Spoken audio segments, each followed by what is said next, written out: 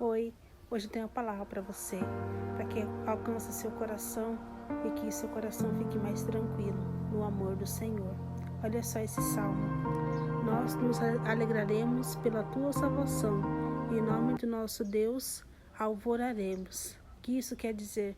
Quer dizer que em nome do Senhor nós iremos passar por todas as dificuldades tranquilos e em paz, porque Jesus está conosco. Jesus está no barco.